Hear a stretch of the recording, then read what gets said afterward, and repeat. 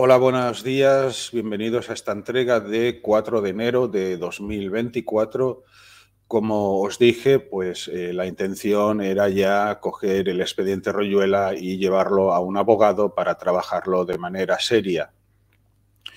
En su momento, cuando en el 2019 yo empiezo a abordar este expediente, fuimos a ver a varios abogados, entre ellos a este que es ciego, Durán. Nada más empezar, pedía 100.000 o 200.000 euros y no había escuchado ni el caso, ¿no? O sea, era algo un poco surrealista, ¿no? Se buscó entre abogados, huían, sobre todo los de Barcelona, conocedores de la letra de Mena, muchos de ellos, o que lo habían tenido como profesor. Pero bueno, nos lanzamos a la difusión, vinieron colaboradores, vinieron juristas que se prestaron de forma voluntaria, pero nunca se acababa de hilar el asunto como se tiene que hilar. Y todo y así es difícil, como ahora nos explicará Ricardo Sáenz Inestrillas. Tras 4 años de difusión, pues decidí finalmente que se puso una denuncia con Javier Marzal de 322 asesinatos, fueron a parar a la Audiencia Nacional, los rechazó porque decía que no era competente, los enviaron a un juzgado de Barcelona. El abogado desapareció, era un contacto de Javier Marzal y bueno, no sabemos bien dónde está esa querella que fue remitida, dicen, a Barcelona, a los juzgados de Barcelona. Finalmente decidí contratar un abogado y acordándome yo, pues digo, tengo que ir a alguien que más o menos conozca, ¿no? Y me acordé de Ricardo Sáenz de Inestrillas. De tal forma, pues, que me puse en contacto con él, él me dijo que sí, que en principio aceptaba el caso y aquí es cuando empieza la recaudación de los fondos, que por cierto ya llevamos un total de 3.180,12 euros recaudados y algo más que ha llegado hoy. Y a Ricardo ya se le han enviado 3.080 euros. Quiero ser claro en las cuentas para que nadie pueda pensar que esto es captar dinero para otras cosas, ¿no? Es decir, va destinado a un abogado para su trabajo, que lo irá minutando y ya empieza a perfilarse un poco la hoja de ruta que se iniciará pues en la segunda quincena de este mes y Ricardo vendrá a Barcelona, podrá tener acceso a todos los originales, a todo el almacén donde está la documentación. Sin más, doy la entrada a Ricardo. Buenos días, Ricardo. ¿Cómo estamos? Hola, buenos días, Santiago. ¿Cómo estás? Bien, pues aquí, como has visto que he explicado, intentando judicializar todo este expediente. Es así por eso que te contacté y bueno, aquí estamos en el asunto. Antes de empezar con el expediente Royuela y cómo lo enfocarías tú jurídicamente o lo que hayas podido estar mirando, me gustaría un poco que el público te conociese, ¿vale? Entonces, bueno, tú has tenido una militancia, un pasado, has sido un personaje más o menos público en la sociedad española y a día de hoy estás en el mundo de la abogacía, Sí, Ricardo. la verdad es que yo me he pasado militando pues prácticamente desde la niñez, desde los 11 años de edad. Empecé mi militancia en Fuerza Joven, pues hasta hace unos años que dejé la militancia política activa de primera línea y bueno, como el que tuvo retuvo, pues siempre quedan algunas expectativas por llenarse y siempre pues existe la, la intención, la pretensión de poner en marcha algunos proyectos políticos que nada tienen que ver con los que se crearon en el pasado, ni con mis orígenes políticos del pasado, de los que yo me he ido alejando paulatinamente y de forma irreversible, pues primero por el completo conocimiento que he llegado a tener del tipo de militancia española, de las llamadas fuerzas políticas de la extrema derecha, y el convencimiento absoluto de que ninguna de ellas sirven para establecer lo que yo querría para España, ni política, ni socialmente, ni siquiera a nivel humano o personal.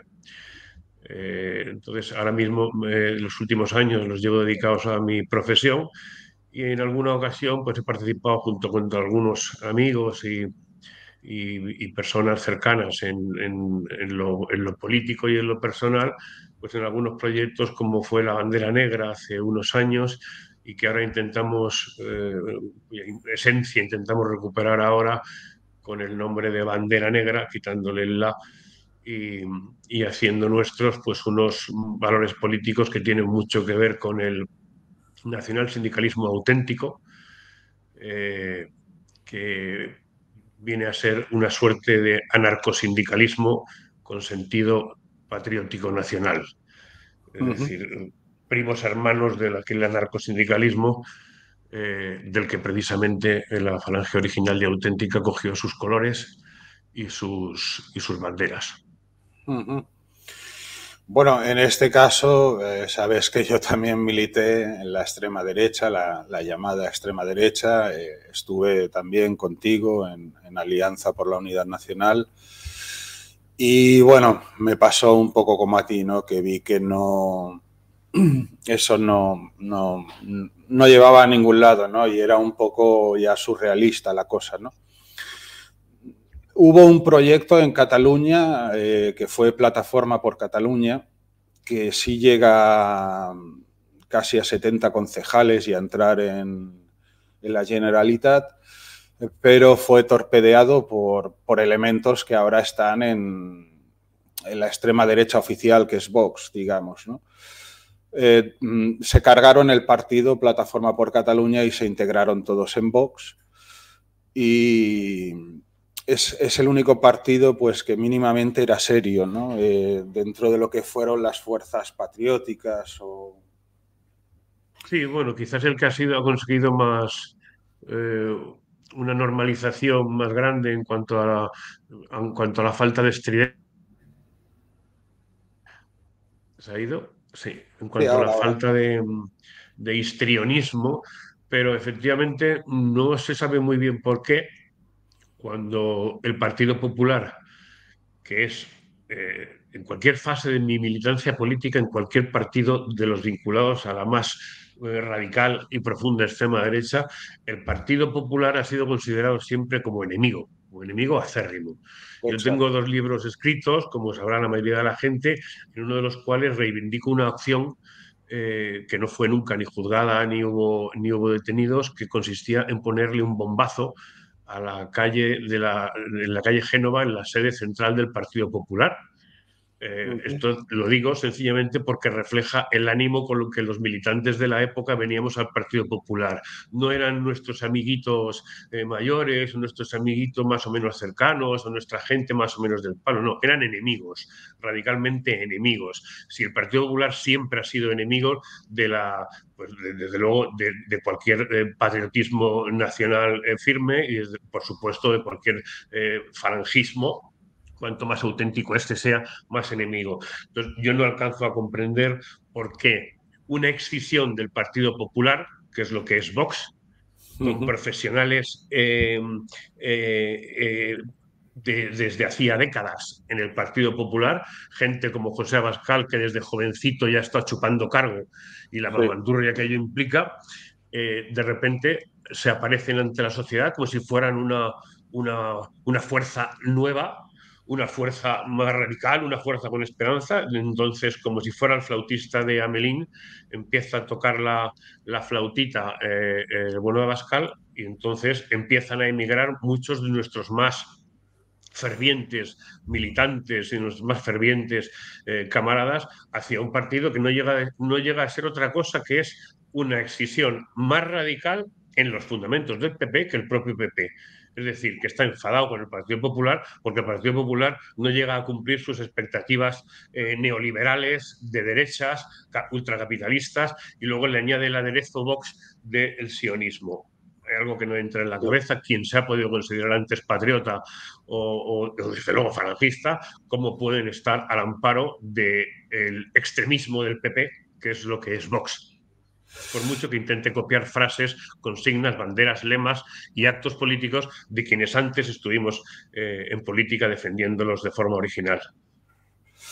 Totalmente de acuerdo, ¿no? Porque, o sea, siempre teóricamente han sido pues enemigos acérrimos, ¿no? Pero luego siempre ha sucedido mucho que la llamada extrema derecha ha votado a Vox como voto útil, creyendo, ¿no? Y luego a la que han podido se han integrado en Vox, que como bien dices, además es prosionista, o sea, cuando la cuestión del sionismo siempre ha sido una cuestión que ha rondado en los grupos. Aquí ponemos el calificativo de extrema derecha para entendernos, aunque habría que profundizar en estos términos. Pero bueno, ahí está Vox, ¿no? Como... Porque, ¿qué opinas del Frente Obrero? Pues la verdad es que sobre el Frente Obrero tengo una opinión bastante buena. Es decir, eh, al margen de su línea política e ideológica, en, cuyo contenido coincido en muy buena parte, desde luego están eh, realizando una serie están formando una infraestructura con apoyo suficientemente grande, están dando un mensaje bastante claro, están desenmascarando a los falsos izquierdistas y a los falsos revolucionarios que nos vienen, como Pablo Iglesias y otros, que nos vienen hablando de cambiar el sistema, de derrocar el sistema de castas, de abandonar los viejos axiomas de la izquierda y la derecha, y al final no dejan de ser sino la marca blanca del PSOE en unos Sí. casos, o la marca blanca del PP en el caso de Vox. El Frente Obrero me resulta simpático, me resulta cercano, sus puestas en escena son desde luego muy llamativas y muy vistosas. En cuanto a su organización, creo que lo están haciendo muy bien, y en cuanto a ideario político, pues bueno, pues sería cuestión de ponerse de acuerdo y de llegar a acuerdos y a conversaciones con su líder, con Roberto Vaquero, y bueno, en ello estamos. Algunos de los miembros de Bandera Negra están en contacto con miembros del Frente Obrero y tratando de llegar a algunos acuerdos que nos puedan situar en la trinchera correcta. Yo he dicho en muchas ocasiones que para mí la falange que yo defiendo se equivocó de bando. No debió estar en el bando nacional, sino No. que debió estar, aun cuando fuera a hostias, como estaban los propios Te anarquistas entiendo. dentro del bando republicano, debió haber estado allí también defendiendo sus valores, porque nada tenían que ver con los valores que se defendían en el otro bando. No, el falangismo no quería una España nacional católica, no quería una burguesía sobre los demás, no quería una sociedad con clases, no creía en el neoliberalismo ni el ultracapitalismo, pues se tiende a decir hoy día, se tiende a utilizar, que es lo que yo llamaba la batalla de las palabras, el término liberalismo para referirse a partidos como el PP, como Vox, etcétera, cuando es todo lo contrario. El liberalismo en el siglo XIX era precisamente, representaba a las corrientes ideológicas y a las personas que representaban las convicciones más progresistas, más de izquierdas. Es decir, lo que tenemos ahora no es el liberalismo, lo que tenemos ahora es el neoliberalismo, que es lo contrario. Es como hablar del fascismo y del neofascismo, nada que ver entre sí. El fascismo, con todo su contenido, implicaba una determinada actitud y una forma de ser. Neofascistas son los grupos de fachorros que existen ahora, de 14 fachorros que llaman la atención, que dan la nota y que montan el numerito, casi siempre haciendo el caldo gordo a partidos como Vox, con sus concentraciones y con sus convocatorias, por ejemplo, en la Puerta de Ferraz, a la que yo me he negado a ir porque, desde luego, paso mucho de ampliar la Ya. base social o el aspecto de la misma que pueda tener Vox en las calles. Vox para mí es el enemigo. Es el enemigo por todo, por su sistema económico, por su sistema social. Es un partido que cree en el sistema, que cree en la monarquía, que cree en el Parlamento, que cree en el sistema capitalista y lo promueve, de hecho son millonarios la mayoría de sus dirigentes, y que apoya el sionismo y el ultracapitalismo. Es decir, absolutamente enemigos de todo lo que yo pueda defender y de lo que cualquiera que se diga falangista pudiera defender.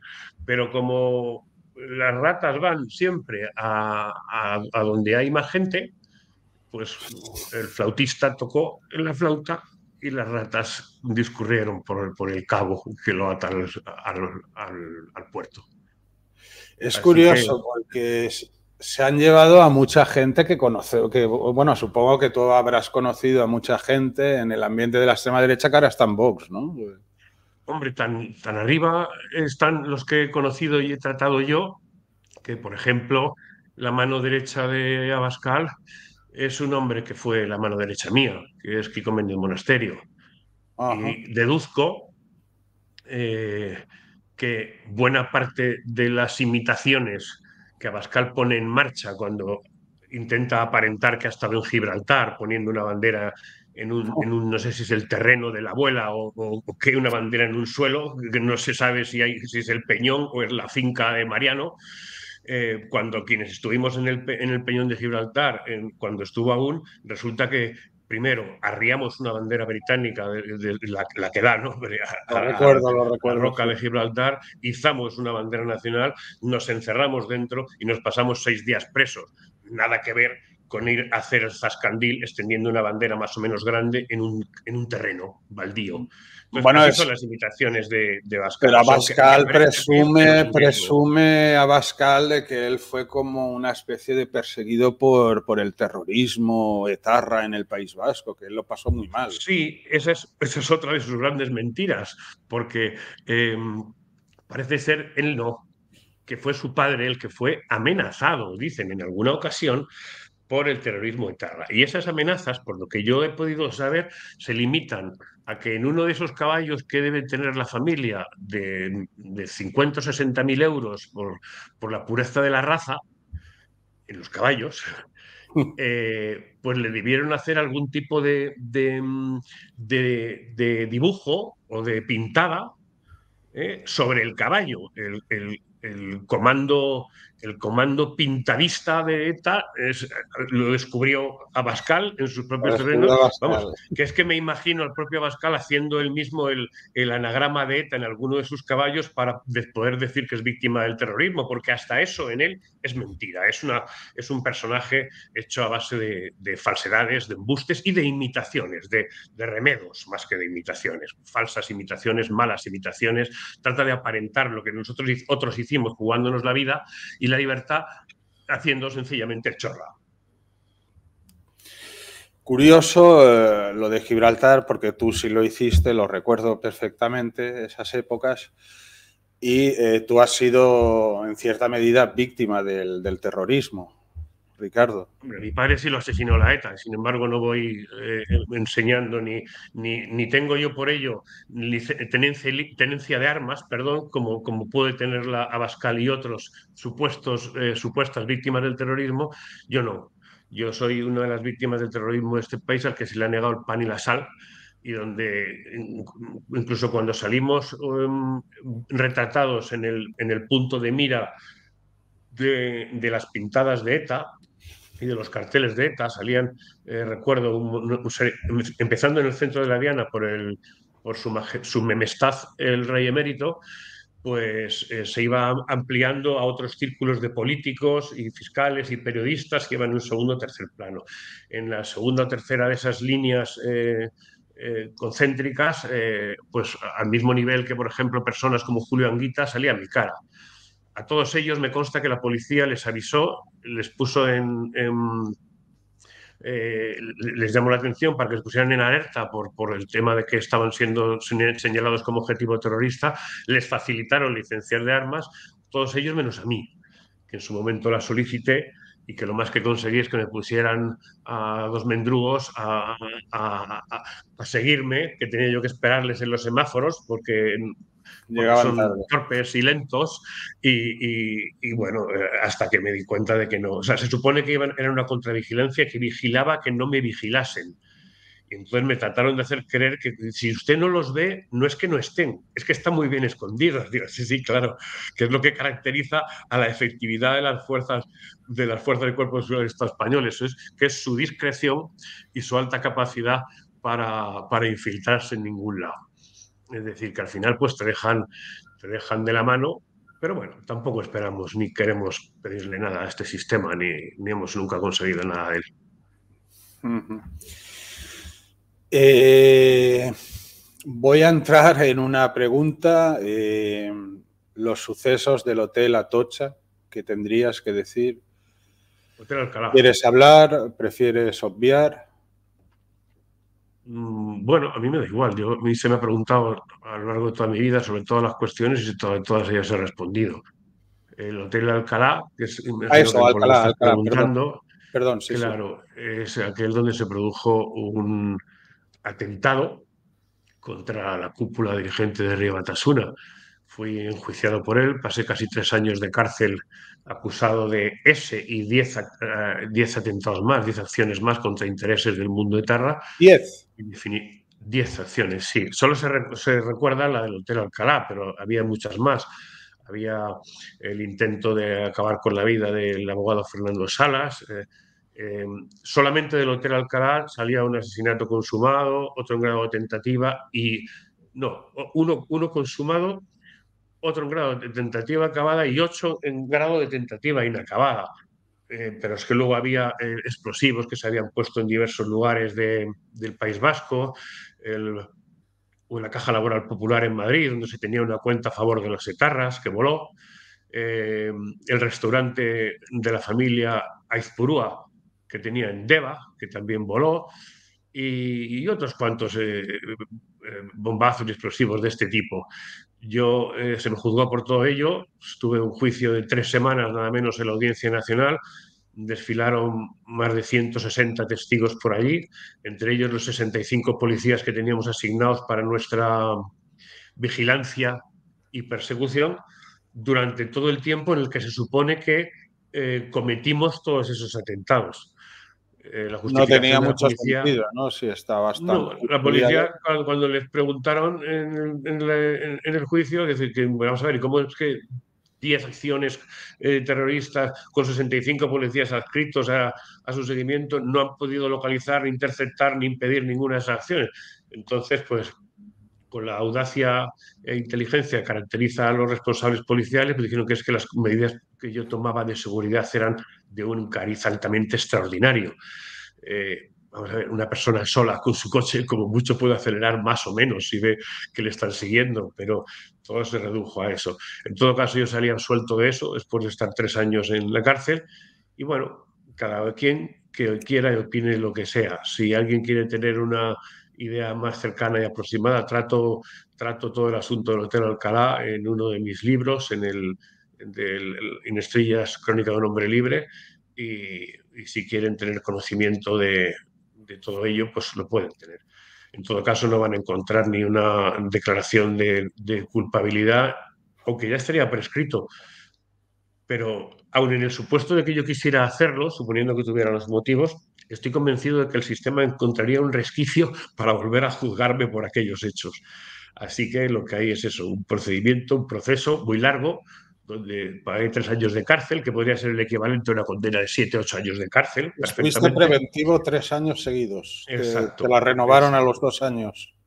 Sí, y al final conseguí salir absuelto de todo, porque no había más, o me condenaban sin ninguna prueba por todos los asuntos por los que me estaban acusando, o me absolvían de todos ellos porque no había más pruebas que el testimonio de quien fue mi compañero de causa, el policía Ángel Duce, y hasta que éste decidió rectificar y desmentir el hecho de que fuera yo su acompañante, en cuyo caso se quedaron sin ninguna prueba y yo obtuve, por tanto, la absolución. Ujú. Bueno, y actualmente estás con una formación que es bandera negra. Actualmente estamos, sí, comenzando. Ya hace unos años creamos la bandera negra entre un grupo de camaradas provenientes de los sectores más auténticos del falangismo y la verdad que tuvo bastante repercusión mediática. Los actos que hicimos fueron recogidos por mucha prensa de la época. Incluso participamos en alguna de las manifestaciones de rodea al Congreso y otras, y llegamos a tener detenidos, que salieron en la prensa, que entre los anarquistas detenidos se encuentran militantes de la formación de Ricardo Inestrillas y que están siendo defendidos por él. Bueno, pues a lo mejor no todos los manifestantes eran anarquistas, o a lo mejor los militantes que estaban en la bandera negra no eran tan fascistas como ellos decían, sino que hay puntos de conexión. Nosotros no estábamos infiltrados en ninguna parte, es absurdo que nadie, vamos a ver, mi cara es un símbolo en este sistema, es decir, que yo no puedo ir con mi cara, con mi nombre y con mis apellidos a tratar de infiltrarme en ningún sitio. Tendría que hacerlo a través de otras personas y con otros nombres interpuestos. Nadie se puede creer que yo me pueda infiltrar en parte alguna. Al revés, yo he ido de cara siempre, incluso llegué a afiliarme a Podemos en su momento cuando me creí las palabras, las frases y las consignas de Pablo Iglesias, las primeras que empezó a traicionar en cuanto tocó un poquito de poder.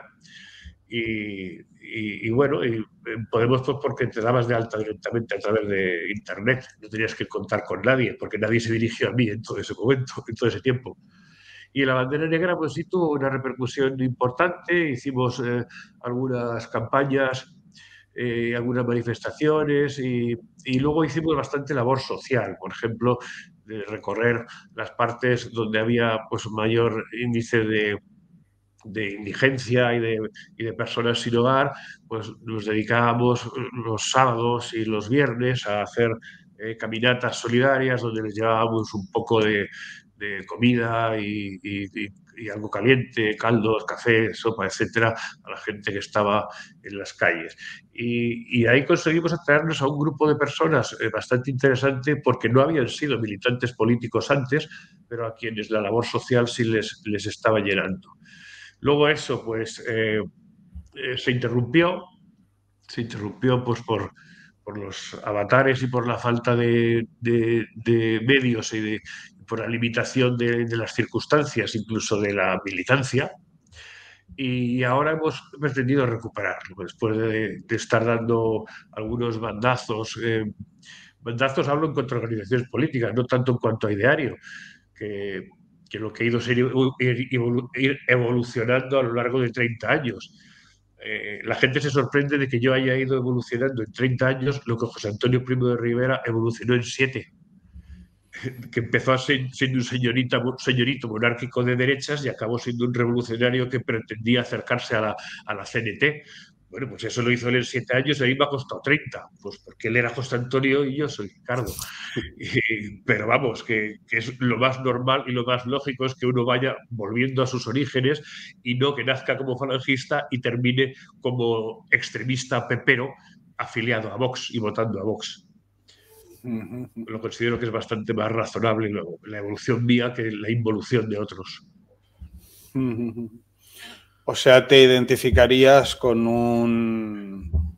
con un falangismo auténtico que también en los fascismos europeos quizá el más parecido, que no es racista y que también exalta a la nación, es el fascismo italiano, ¿no? O sea, que viene de la izquierda.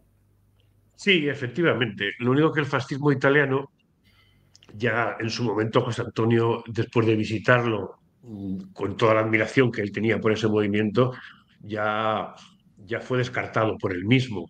¿Por qué? Porque veían que, aunque eran fuerzas que venían de la izquierda y que se proponían directamente redimir a los trabajadores de las condiciones en las que estaban, al final no era sino una marioneta más en manos de la burguesía y de los partidos de extrema derecha que utilizaban a la militancia fascista como la guardia de la porra de sus intereses. Ya lo llamó Buñuelo de Viento en su momento José Antonio y ya descubrió que nada tenía que ver, por ejemplo, nuestra teoría de los sindicatos únicos y verticales por ramas de la producción con las corporaciones del sindicalismo italiano, que consistían en que estaban los sindicatos obreros por un lado, los sindicatos de empresarios por otro y una pieza de enlace que era la corporación del Estado fascista que los ponía de acuerdo. Es decir, seguían existiendo clases, seguían existiendo la burguesía y los trabajadores y lo único que hacía la corporación es ponerlos de acuerdo. Nosotros pensamos que o bien desaparecen las clases, desde luego desde el desde el prisma económico, para haber clases a nivel cultural, a nivel educación, a nivel compromiso, a nivel, es decir, al final hay gente más trabajadora, más vaga, con más capacidad, con menos, pero lo que no se puede permitir son las clases sencillamente establecidas por el dinero, generalmente el dinero que uno o ha heredado o gana de una forma delictiva. Porque, Ujú. porque ya así es como concibo a los altos aristócratas, o han robado ellos el dinero o lo robaron sus antepasados y lo han heredado. Y eso no tiene nada que ver con nosotros, o desaparecen las clases, o estoy de acuerdo en el Frente Obrero en que tiene que haber lucha entre ellas. Yo prefiero que desaparezcan las clases, la diferencia de clases económica. Bueno, pues perfilado un poco tu recorrido político y un poco de tu historia, donde te viste envuelto en aquellos sucesos, 3 años encarcelado. Pasemos ahora a lo que sería el expediente Royuela. De momento, háblanos de cómo cerca de 1.500 asesinatos reportados, sentencias amañadas, cometidas por fiscales, por políticos también, podemos decir, por jueces, el aparato policial, temas de Estado aparecen. ¿Podríamos decir que se valdría aplicar el artículo de terrorismo, que es subvertir el orden constitucional, con todo esto que han estado haciendo? ¿Cabría? ¿Es una Estas subversión son del los, orden constitucional? hombre, desde luego, subvertir el orden constitucional lo es todo aquello que consiste en afrentar y vulnerar artículos de la Constitución. Eh, Esto es un tema que, como tú bien sabes, acabo de empezar a conocer más o menos en profundidad. Estoy iniciando apenas los primeros pasos, que es una causa muy voluminosa, que como tú bien sabes, eh, se llega a 2000 y pico folios redactados del relato de los hechos, que efectivamente habla de varios miles de personas desaparecidas y ejecutadas, que todo ello está amparado por una serie de notas manuscritas cuya identidad, cuya autoría se conoce, pero falta por acreditar pericialmente y que es una causa muy compleja. Entonces, yo grandes rasgos, sí podría decir que podrían encajar dentro de los delitos de lesa humanidad, puesto que hay eh, toda una serie de asesinatos sistemáticos, que es lo que define el artículo 607 bis de nuestro Código Penal, y por razones pues, que podríamos ver, porque las razones, como tú bien sabes, son de diferente estilo, diferente calado, pero en todo caso sí pertenecen a un grupo o colectivo perseguido o bien por motivos políticos, puesto que los objetivos generalmente respondían a una... De hecho, hay notas manuscritas que hablan de que eran fascistas repugnantes con los que había que terminar. Entonces, ahí estaríamos hablando de una persecución por motivos políticos, pero también habla de motivos raciales, nacionales, étnicos, culturales, religiosos, de género, discapacidad u otros motivos universalmente reconocidos como inaceptables con arreglo al derecho internacional.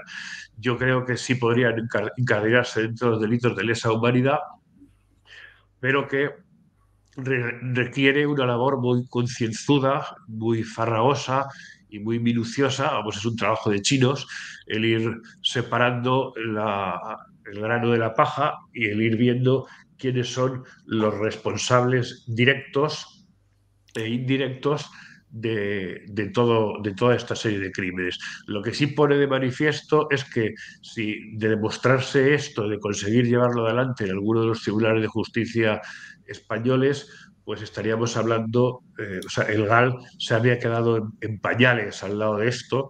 Estaríamos hablando de una macroorganización con todos los medios y poderes del Estado para la eliminación física y la desaparición de cuantos ciudadanos se opusieran a ellos por cualquier razón de índole pública o privada y sencillamente bajo un precio, gente que tuviera acceso a toda esta red, a todo este entramado en el que se relacionan a políticos, fiscales, jueces y expolíticos, exfiscales y jueces de mucho poder y de mucha capacidad.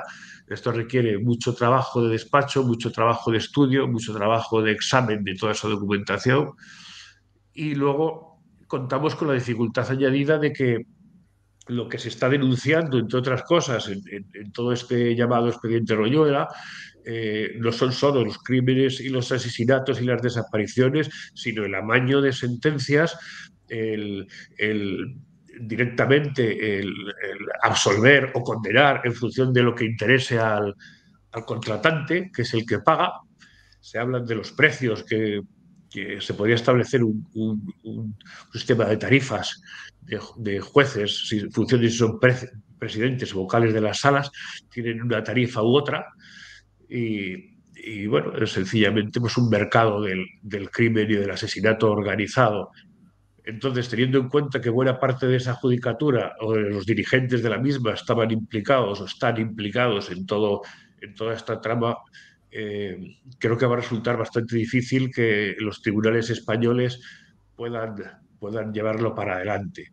En todo caso, y como sabes, y lo hemos comentado, estamos estudiando a ver si hay alguna fórmula de, saltándose los tribunales españoles, acceder a instancias internacionales, lo cual no parece fácil que hay muchas instancias Claro, Ricardo, internacionales, empezando por la ONU y pasando por los tribunales europeos, el de Estrasburgo, la Corte Penal Internacional, el de La Haya, el de Luxemburgo, el Tribunal de Justicia de la Unión Europea. Entonces habría que ver, porque algunos de ellos solo permiten acceder a tales cuando se hayan agotado todas las instancias nacionales.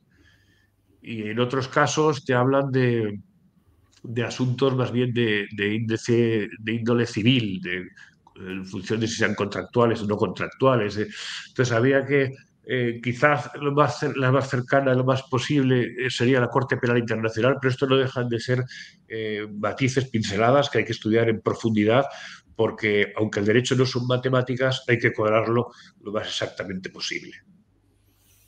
una cuestión.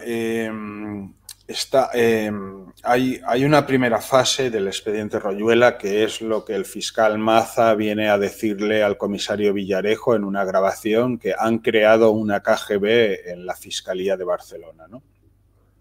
De ahí se dedicarán al sicariado, a amañar sentencias. Hay jueces que amañan sentencias pero no conocen del sicariado. Esto es como una cebolla. Está el core, que es virulento, ¿no? Y es lo más delincuente, ¿no? Y luego hay otras capas externas que delinquen en menor medida, ¿vale? Y no saben de las capas internas, ¿no?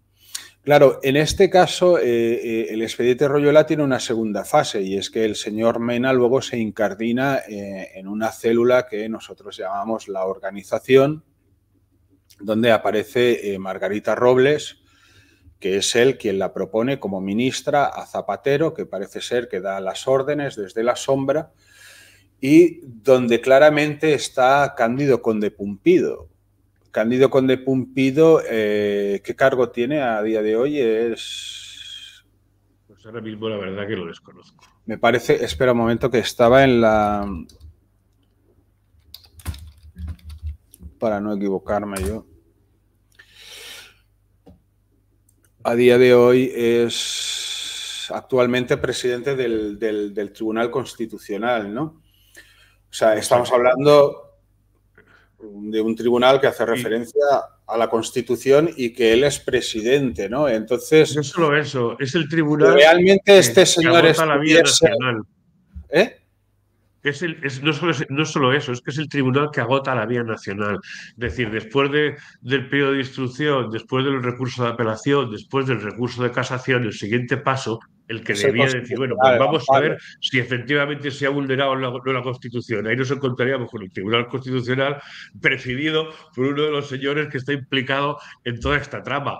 pues me cuesta trabajo creer que el señor Pumpido vaya a darle cabida a nuestras expectativas. Por eso lo de buscar algún tipo de Claro, salida también, internacional. también estamos hablando de que está metida, que ahora ya no es fiscal jefe, Dolores Delgado. Bueno, podríamos seguir, ¿no? Porque siempre hay, o sea, hay un core y luego hay subcapas, es decir, la cosa es así, ¿no? O sea, así está montada. Es decir, en tanto en cuanto pudiésemos acreditar que el presidente del Tribunal Constitucional pertenece a una organización criminal de este calado, no hay una excepción para ir a Europa ante un caso así ya donde la justicia es fallida. Efectivamente, agotando todas las vías, incluso la del Tribunal Constitucional, desde luego quedaría abierta directamente la vía del Tribunal de Derechos Humanos de Estrasburgo.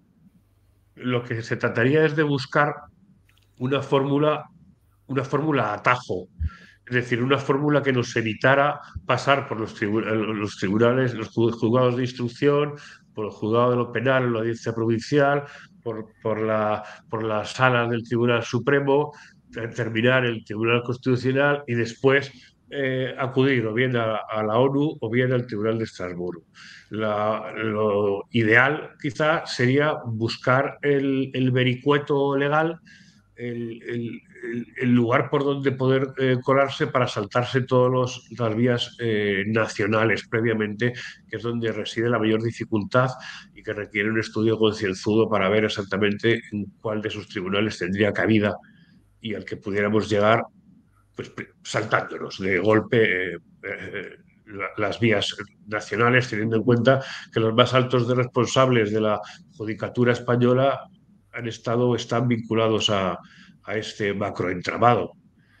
Estaríamos hablando de un entramado brutal que, bueno, de hecho, tú lo tienes resumido en un libro con el que me he hecho en estos días previos, que se llama Expediente Royuela, y Sí. cuyo resumen son casi 1000 páginas. Entonces, requiere mucho estudio, requiere mucha puesta al día de todos los personajes y luego un estudio de viabilidad a esas instancias internacionales en la que tendré que dedicar pues muchas horas, mucho tiempo y seguramente consultar con otros compañeros que sean más especialistas en las instancias internacionales. Porque uno habitualmente el derecho que ejerce, salvo algún recurso que pones tras haber agotado todas las instancias nacionales ante el Tribunal Europeo, pero la mayoría de los abogados españoles están acostumbrados a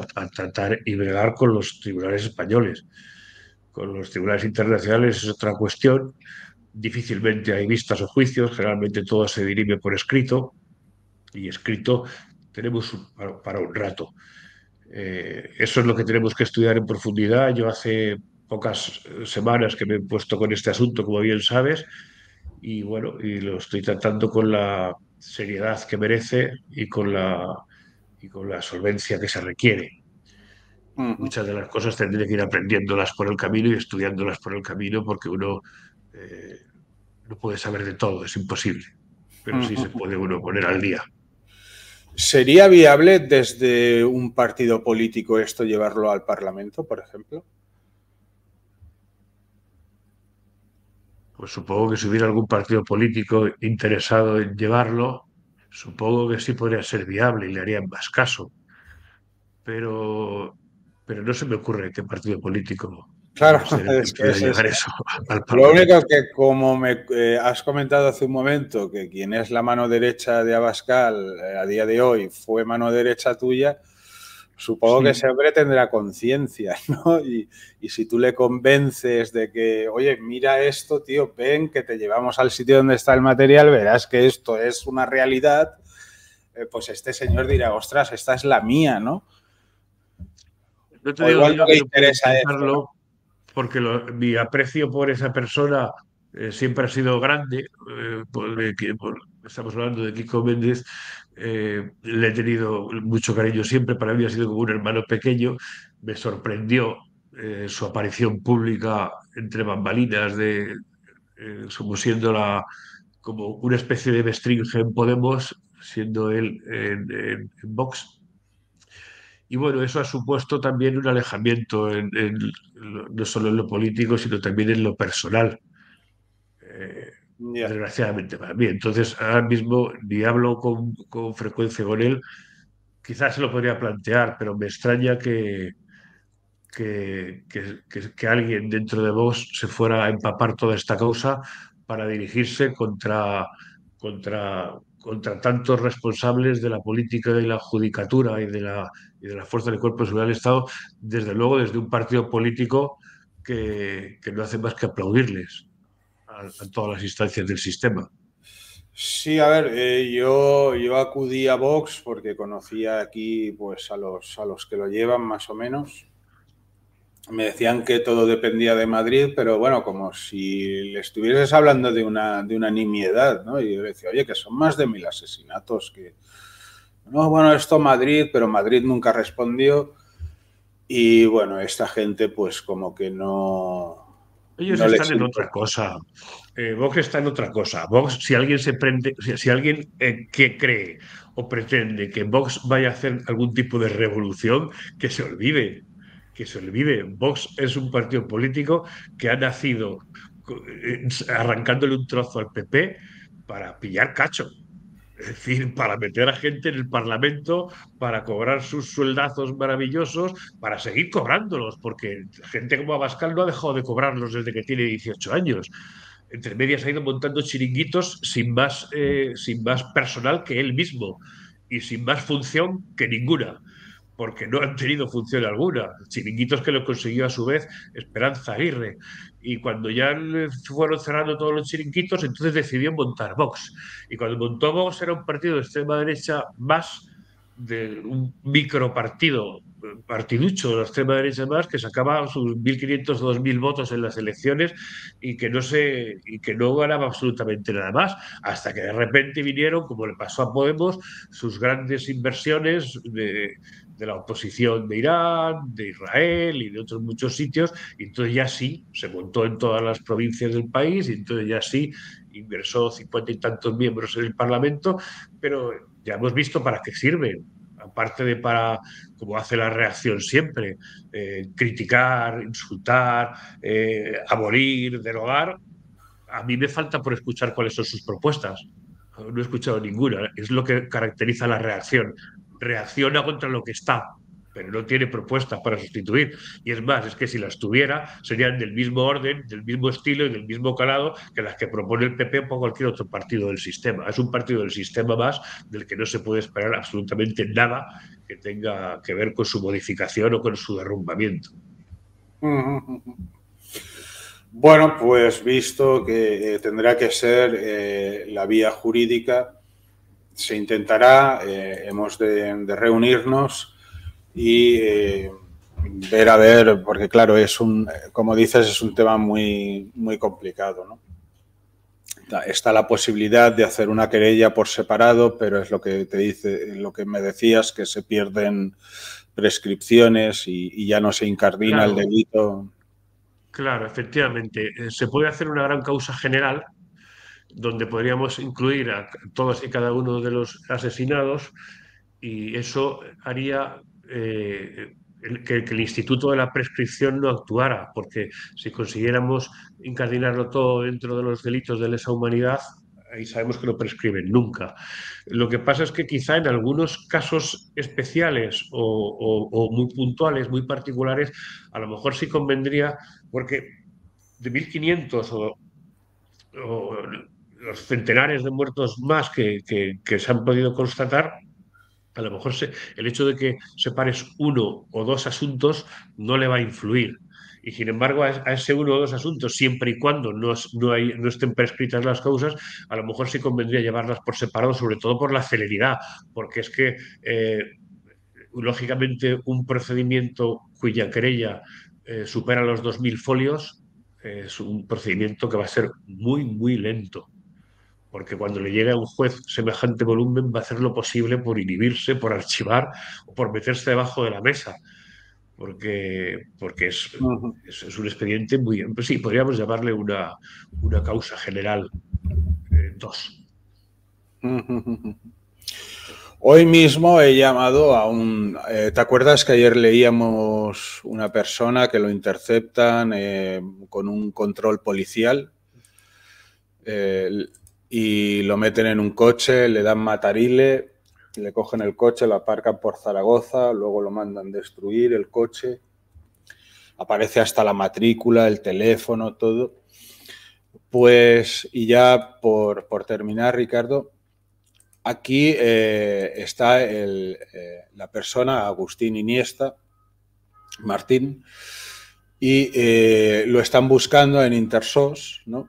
Ponen hasta la matrícula que ayer leíamos en las notas, ¿vale? Sí. El coche, Citroën, Larres, Huesca, estaba con la familia. Bueno, yo he llamado, se ha puesto una señora y le he dicho, oiga, quiero contactar con la familia, no quería darme el teléfono de la familia. Le digo, mire, es que a este señor lo asesinaron, ¿no? Y entonces, pues la señora como que se ha puesto a temblar, uy, pues ves a la policía, no, es que no podemos ir a la policía porque esto es un tema muy complejo donde está la policía por medio, uy, esto, y bueno, que me ha dicho adiós, adiós. Digo, oiga, pero le dará mi teléfono a la familia, es que es increíble, o sea, tendría que haber grabado la llamada, volveré a llamar, ¿no? Bueno, como estos hay muchos casos, ¿no? Que ya iré comentando, ¿no? Como una periodista también por Andalucía, también los padres no saben qué hacer, una chica en Canarias también tenemos. Bueno, simplemente era una curiosidad ayer que veíamos este caso Sí. de Agustín Martín Iniesta, pues que lo tienen en Intersos, están contando hasta los días que está desaparecido, yo pondría los días que lleva muerto ya, ¿no? Aquí lleva 8.269 días desaparecido. Bueno, surrealista, ¿no? Está Sí, enterrado, quién es sabe dónde. surrealista, sí, porque al final parece que se convirtió esta macroorganización, que además, según tú me has comentado y según aparece en los documentos, tiene ramificaciones internacionales en cuanto a diversos grados de logias de la masonería, etcétera, que entonces ya convertiría la causa en una causa internacional. Al final se convirtió en un supermercado del asesinato, Sí, de tal manera que todo el que quería deshacerse de alguien molesto, bien fueran por cuentas, bien fuera por cuentas pendientes, ya hablo, o bien por opiniones personales, o bien por la difusión de diversos tipos de teorías, pues se convertían en objetivos y esta gente sencillamente los eliminaba bajo, bajo bajo precio, precio. previo pago de su importe. Entonces, pues efectivamente es un entramado muy grande, con muchas ramificaciones, muy profundo y que habría pues, que ir descompartimentando poco a poco y tratando de clarificarlo para llegar a algún lado. Pero vamos, es un camino arduo, difícil, largo y costoso, pero vamos a intentarlo con todas nuestras fuerzas y recurrir a todas las instancias que nos sean las más beneficiosas en cuanto encontremos el recoveco legal por donde poder meter la cabeza. Muy bien, Ricardo. Pues ha sido un placer tenerte aquí para presentarte a los seguidores. Algunos te conocerán, otros no, otros habrán oído hablar de ti. Ricardo pues ha cogido la causa, estamos recaudando el dinero. Yo también espero unas entradas de dinero, con lo cual se cubriría todo, pero se pide ayuda, por favor. De momento va bien la cosa, vamos con un objetivo claro. Yo estoy muy contento, estoy encontrando una seriedad que no había encontrado hasta ahora. Las cosas pues se tienen que hacer bien, se tienen que hacer con un profesional que se dedique, y claro, la gente pues es trabajadora y tiene que cobrar su trabajo porque tiene que vivir y comer, ¿no? Si no estaríamos abusando y no se puede abusar, ¿no? Entonces es un tema pues muy de mucho volumen, muy complejo, donde se han de dedicar muchas horas, y si queremos hacer un trabajo que valga la pena, pues hay que dedicar horas y lo debe llevar un profesional, en este caso Ricardo Sáenz Inestrillas. Tenéis el Bizum aquí para los donativos. Mañana haré un vídeo para refrescar los nuevos donativos que hay. Ya os digo que vamos por los 3.200 algo. El dinero se le va enviando continuamente a Ricardo. Él lo va guardando, irá minutando su trabajo.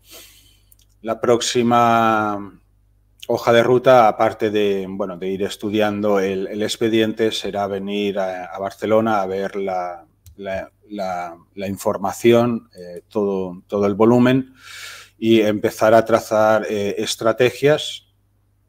También he de presentarle a otro abogado que quiere colaborar, que es de Valencia, y que, pues en la medida de lo posible, según Ricardo vaya dictando las directrices, pues se irá moldando para abordar este asunto. No lo voy a extender, se pide colaboración, se ha iniciado un nuevo proceso, una nueva etapa en el expediente Royuela, que es llevar esto ya a la justicia como Dios manda. Ya se ha difundido, ya lo conoce mucha gente. Bueno, pues ahora toca hacer un trabajo serio, que es llevarlo a la justicia. Por eso os pedimos colaboración. ¿Algo que apuntar, Ricardo, por último? Nada, sencillamente agradecerte la confianza depositada en mí y agradecerle a los oyentes y a los seguidores de este asunto, de esta causa del expediente Royuela, pues su colaboración, que tengan la seguridad de que van a ser bien empleados esos recursos y de que se va a hacer todo lo imposible y parte de lo imposible para llevar esto a buen puerto, porque creemos que es lo suficientemente importante como para obtener alguna resolución ajustada a derecho. Bien, pues como os decía, aquí Ricardo Sáenz Inestrillas, abogado, está llevando la causa. Necesitamos recaudar fondos. También estamos haciendo labores de investigación paralelas, que no vamos a decir, y pues animaros a todos a sumarnos a esta nueva etapa del expediente Royuela para judicializarlo. Yo estoy muy contento con Ricardo. De momento todo está yendo mejor de lo que esperaba, con lo cual, pues nada, aquí lo dejo y como siempre me despido. Adelante, difusión y pasemos a la acción.